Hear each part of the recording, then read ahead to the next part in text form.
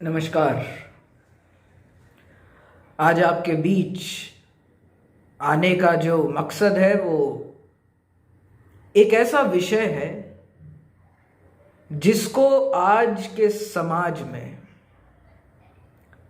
एक पैनी नज़र के साथ देखा जाता है और ये विषय है क्रूअल्टी का विषय, प्रताड़ना का विषय। देखिए, अगर किसी पति पत्नी के बीच में कोई झगड़ा होता है और ऐसी परिस्थितियां आती हैं कि अब वो दोनों एक साथ नहीं रह सकते, तो ऐसी स्थिति में सबसे पहला जो चार्ज लगता है पति के खिलाफ, पति के परिवार के खिलाफ, पति के रिश्तेदारों के खिलाफ, पति की बहन के खिलाफ, या कोई भी व्यक्ति जो पति से जिसका नाता है, जिससे वो संबंधित है, उसके खिलाफ जो सबसे पहला लगता है वो लगता है 498A का केस, 498A का केस के पति ने, पति के रिश्तेदारों ने, माँ बाप ने, बहन ने, भाई ने उसके ऊपर प्रताड़ना की। अब देखिए, प्रताड़ना शब्द आसानी से, कोई इसको आसान शब्दों में मत लीजिए प्रताड़ना को। जो 498A में यानी 458A में प्रताड़ना का मतलब क्या है? प्रताड़ना का मतलब है वो कोई भी प्रताड़ना जो कोई पति या पति का रिश्तेदार पत्नी पे देता है, शारीरिक हो या मानसिक हो या ऐसी हो जिससे वो सुसाइड की ओर चले, सुसाइड करने की ओर चले, वो होती है प्रताड़ना। तो यानी इसमें फंसा देते हैं। अब कई बार झूठे केसेस भी फाइल होते हैं। मोस्टली जो मेरा मकसद है आज वो आपके सामने आने का, झूठे केस फाइल जब हो जाते हैं तो परिवार का जो पति का परिवार है पूरी तरह से वो परेशान हो जाता है। एक तो गलत केस फाइल हो गया और ऊपर से 498A का हो गया। रोज कोर्ट में जाओ, पैसे दो वकीलों को। तो आज माननीय सुप्रीम कोर्ट ने, और उस पे सुनिए, जेल है 3 साल की।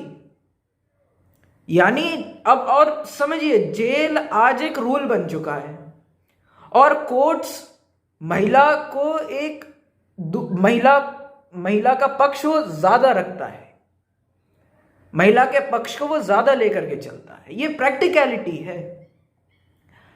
अब 3 साल की सजा है, जेल इज द रूल है, बेल एक्सेप्शन है। जेल हो जाती है आसानी से, बेल बड़ी मुश्किल से मिलती है। अब ऐसी स्थिति में क्या करें? तो समाज जो है वो जेल और बेल को एकदम उलट दिया। जो बेल हमारा रूल था और जेल एक्सेप्शन था, आज जेल रूल है, बेल एक्सेप्शन है।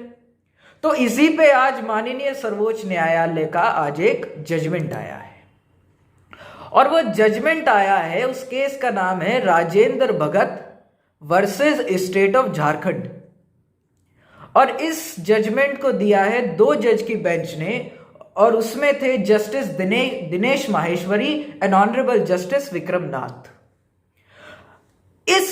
इस जजमेंट में देखिए, jail is the rule, bail is the exception को खंडित करने का प्रयास किया गया है और एक नेचुरल जस्टिस की ओर बढ़ने का प्रयास किया गया है, एक परिवारों को बचाने का प्रयास किया गया है।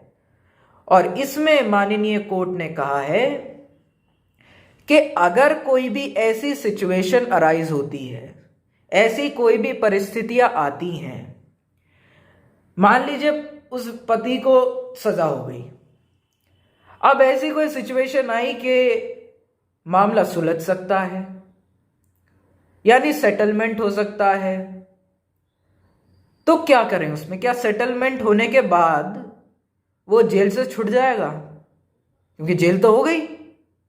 तो उस पे माननीय सुप्रीम कोर्ट ने आज क्या कहा है कि देखिए, अगर सेटलमेंट हो सकता है या होने की स्थिति में या हो गया है, तो न्याय को प्रभुत्व मानते हुए, to meet the ends of justice, it is constitutional duty कि उस व्यक्ति को छोड़ा जाए।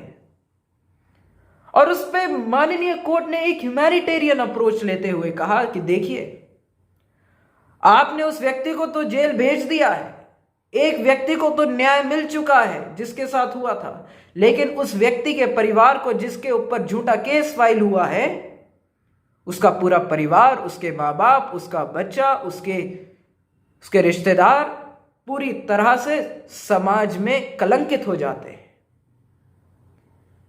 प्रताड़ना का एक वो शिकार हो जाते हैं, मानसिक प्रताड़ना का शिकार हो जाते हैं, समाज उन्हें दूसरी नजर से देखता है। तो आप न्याय तो दे रहे हैं, लेकिन दूसरी ओर आप न्याय उनको ऐसे कटघरे में खड़ा कर रहे हैं जो कि एक बहुत ही विनाशकारी, एक ऐसा रौद्र रूप ले सकता है जो कि परिवारों को आगे, अगर उनमें सेटलमेंट भी होना चाहे तो सेटलमेंट नहीं होता। तो ऐसी स्थिति को आज माननीय सर्वोच्च न्यायालय ने उस पर अपना जजमेंट दिया, उस पर मंथन दिया। बहुत ही सराहनीय जजमेंट है ये। धन्यवाद।